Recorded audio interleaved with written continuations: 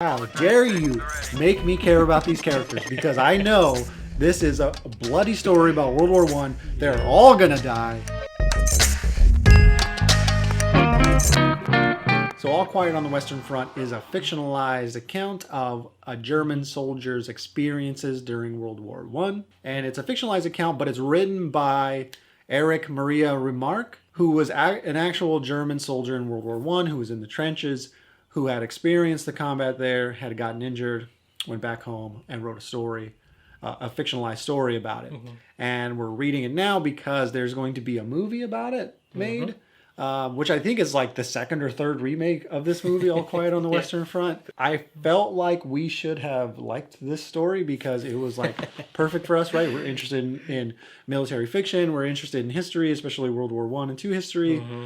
And I did like the story, but it is like very... I saw it started off good. The main character is sharing his account of the war, where they're at the front. But it turned into kind of like a diary, like just his journal entries of him describing not just the war, but his comrades, the people, the animals. There's a... It's a short story. It's rather short. I got through it in 1 week, which is good. The language is very colorful. And it's very dreamlike. I think it's because they're tired, they're dirty, they're hungry, they're being blown up and shot at all the time. Mm-hmm. So a lot of the things that he's imagining and wondering are all very like ethereal, I guess, and very like philosophical. And he's always thinking about things, even like the most minute things become very like elevated and philosophical. I think at one point in the story, the birds were coming back because they got used to the bombardment and the war and the sounds. And he saw butterflies, so he started talking about the butterflies on the field and what it means, and it's so beautiful. And then he's sitting there in the trench and he's looking off and he's looking at all the death, in contrast to all the beauty, he's looking at all the death and questioning why, like, why is all of this? And then he dives deep into why these things are happening to him and to kids and how they're stealing their youth and their, naivety about life. And we take like a nosedive into all of these random things that he's thinking about during World War I, which is beautiful most of the time. I'm not really complaining about that. It is beautiful, but it's like repetitive, right? Repetitive, yeah. Even talking about his friends, like they're so nice, they're awesome, they look beautiful in their dirty uniform and cooking horse meat. And I think he went on for like a chapter or two of just them cooking. I think they stole a goose and they were cooking it. It was going on and on and on about cooking it and enjoying the time and this and that and going back and sharing with their friends in the hold. I think they were arrested. They met up with them to share their goose. It was like 2 chapters of that. Yeah, and you're right. When it's not diving deep into the like philosophical meaning of different things, it's explaining basic soldier life during World War I. Like you said, just friendships and how they pass the time. How they pass the time either in the trenches or behind the trenches, how they're passing their time and they're building this friendship. Yeah. And the story starts off much like a fictionalized story. The beginning is building up the characters, making an emotional connection with them. And I was like, how dare you make me care about these characters? Because I know this is a bloody story about World War I. They're all going to die. Don't make me care about them. But there I am, caring about them. And when they die, it is very tragic and sad. And I am questioning, like, the meaning of life when these soldiers are dying horribly. Yeah. And then he moves on. He explains how his whole unit died except for his close friends. And there's like 130 people in his unit. And the first time they came back from the front line, it was like 30 left or something like that. And I got so bad, at one point they went back to their barracks, and the cook made food for like 100 and something people, but only 30 or so showed up. About half the amount he expected. So now the ones that did survive got a bounty of food, and they loved it because that's all soldiers need is food and sleep. I think he says in the book, right? Which I totally agree with. When I was a soldier, the only 2 things I ever wanted was food and sleep. It seems like I can never get enough sleep when you're in the army. Never, ever. Yeah, I wanted to bring that up because in the beginning, they call him Kat. I think his full name is Kaczynski. He says that they went on for 14 days of no sleep, and he mentioned to the main character that this war wouldn't be so bad if only they got some sleep. Right? If we all could agree that we just need to go to bed, it's our bedtime. Can you stop shooting me? We'll continue this the next day. It wouldn't be as horrible. We'll go back to killing each other next day. Yeah, you're right. I mean, in modern times, when I was in the Army, food was great. We got a lot of food. Food was rarely ever a problem.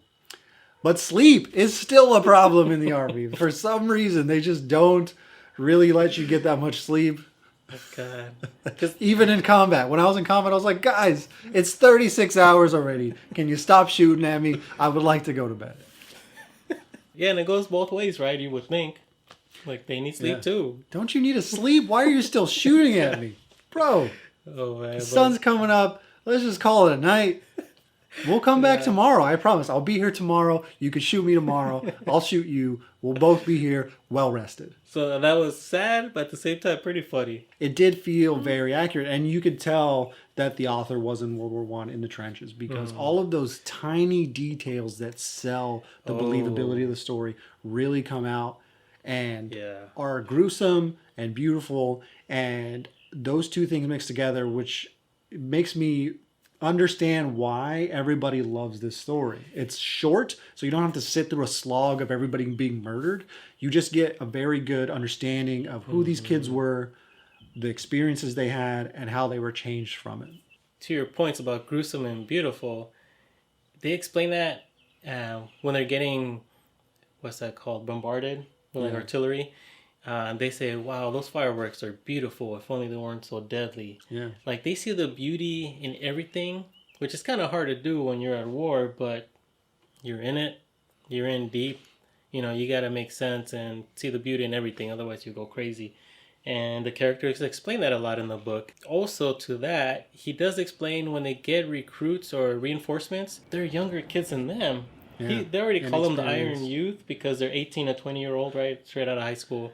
And they need to get them to the front as soon as possible because people are dying, so they are just not well trained at all. Yeah, and as more reinforcements come in throughout the war, they're younger and younger, and you get to see, like how you said, that minute details, like how they know what kind of shells they are. Yeah, there's different types of shells, right? Like some shells bury into the ground and explode to blow out bunkers. Yeah, artillery Some right of here. them, some of them explode above ground as like anti-infantry and spread shrapnel everywhere. So they don't really look at destroying bunkers. They just want to kill as many people as possible, where other ones dig into the ground. And then there's variations between the two based on how deep you need to go and the type of people or armored vehicles on top of the ground that you need to eliminate. I think what I found very fascinating was his description of, like we were saying, the beauty in war. So he's describing these explosions and stuff going on in the distance, how they're beautiful.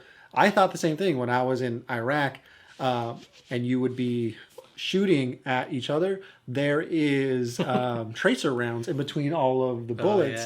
And seeing all of these tracer rounds going off and these gigantic explosions in the distance just lighting up the night sky.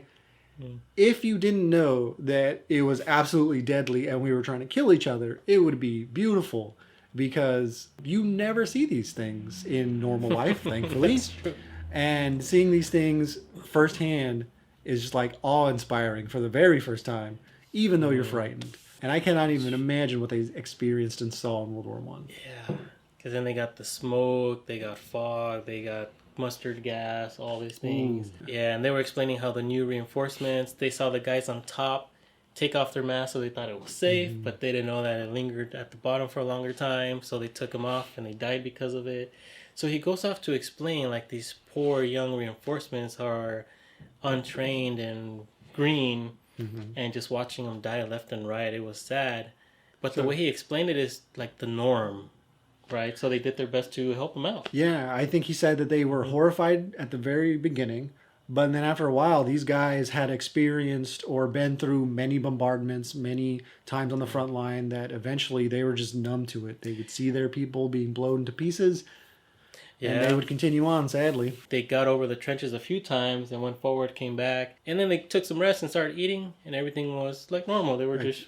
Yeah, they ran out, half of them died. They retreated, and now they're just eating, playing cards like nothing had ever happened. Shooting the ish. It was their life. Imagining that, it was pretty gruesome. And I think that's what this story does a great job of. You're able to easily imagine these things because he gets into so much detail explaining it. So that same detail he spends like philosophizing about different like minutia in the war really helps out when it comes to the combat, because you can really imagine it is like vivid. And I kind of had to take a break after a while. I was like, Jesus, no, enough death already. I understand that in World War One, like, he can't take a break, but I can take a break. I'm going to get coffee. I need some sun on my skin. Jesus, it was very heavy. But besides the combat, I also liked how sometimes he would take a break from it. Like you had mentioned, he met some French women. Ayo. And it just reminds the reader about how these are just kids, essentially. They had never really had any experiences with women before. They see one and they're interested, and they know they're going to die. So they have to have those experiences now, or they will never happen. That's true. But aside from that, another good point you bring up, they were called the Iron Youth because a lot of them, they came up straight out of high school from their parents' home, probably don't have girlfriends or kids, and they were comparing themselves to the older soldiers who were more on a solid base because they had something to go back to. They had jobs, they had careers, they had a family, where these youth, they didn't know, like if they didn't die, they didn't know what's next. Yeah, let me read this quote from chapter 2. I think it goes to what you were saying. We were trained in the army for 10 weeks, and in this time more profoundly influenced than by 10 years at school.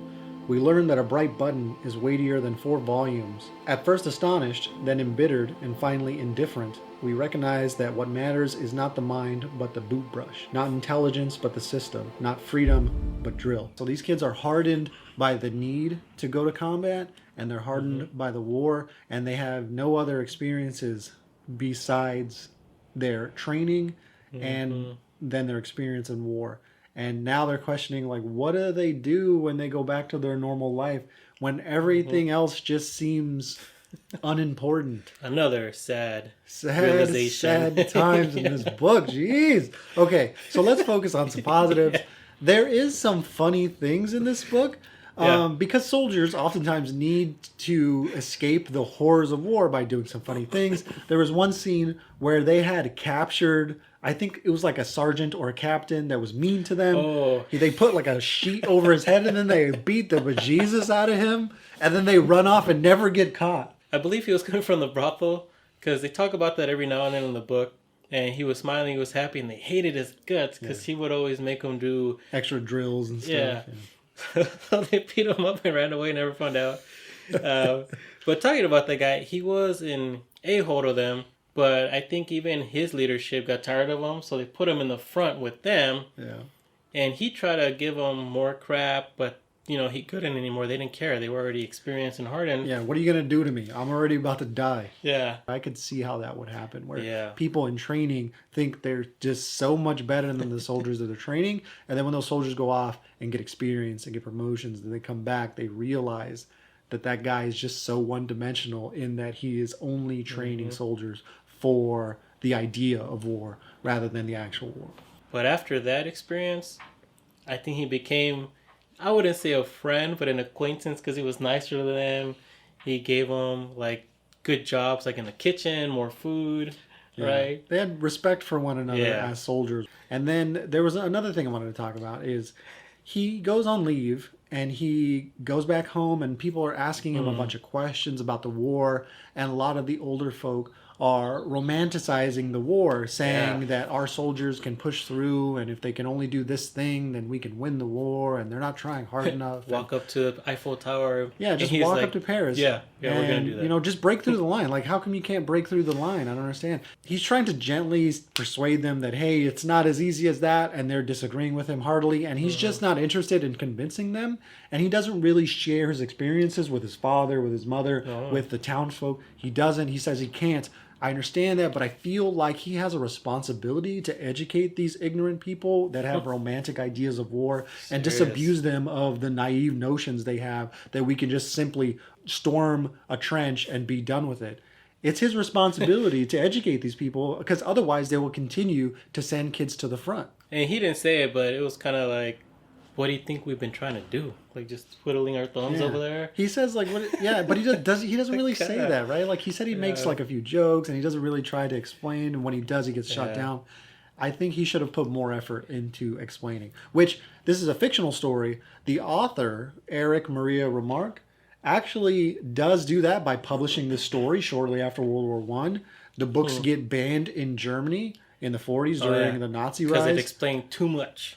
Yeah, because it shows a German soldier, Yeah. you know, not agreeing with the war and being like against it. Essentially, they didn't want that. They burned his books. He escapes to Switzerland, but his sister is left behind, and she's actually like beheaded by the Nazis. So he does put himself on the line to educate people, and I wish the soldier in this story had put himself out there a little bit more to educate people about the horrors of war. The horrors of war, yeah.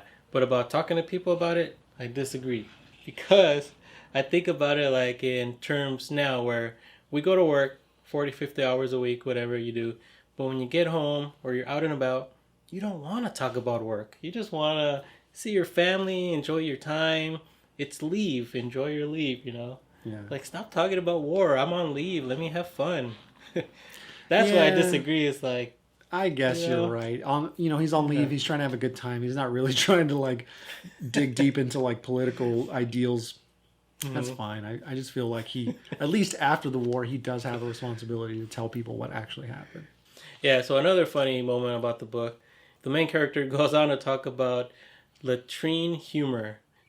These latrines here are for gossip, for passing the time, saying jokes, doing their business, but at the same time gossiping, cracking jokes on each other. He mentions that like when they went to basic training, they were forced to basically go to the bathroom in front of one another because there's no facing privacy. each other too. And they were embarrassed at first, and he says you would be surprised with how quickly you become accustomed to doing your business in front of one another because everybody does it. It's so natural. Yeah.